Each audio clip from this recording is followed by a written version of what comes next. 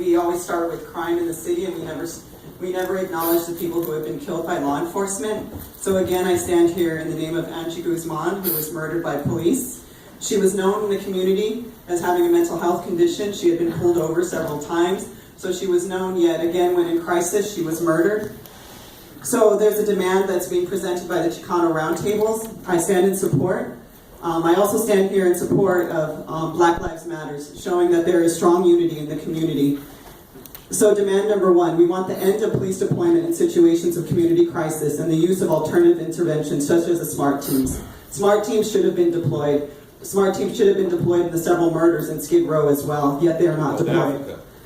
Demand number three, no amount of training can replace the community intervention. We demand that police stop acting as mental health workers and shift funding towards non-law enforcement mental health professionals.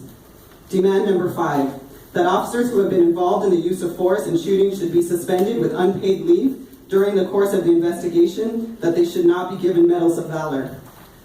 So again, Angie Guzman was known in the community. This is not funny. She was known in the community. She had a mental health condition. She should have been dealt with by mental health professionals. If she had whatever she had on her, even that's an allegation, that should not have been dealt with by people with guns. People with guns where their first intervention is to shoot. Apparently it's told too that the shots that they used were those exploding bullets that actually opened up her stomach. This is not something that should be happening in the community.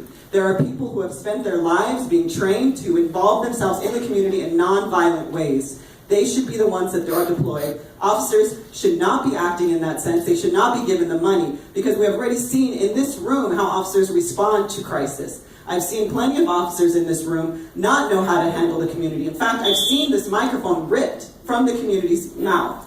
So I think that's something that we need to think about. And I know my time is up, and I know that's what you're about to say, but I want to be heard. And of course, it's funny. David Sanchez.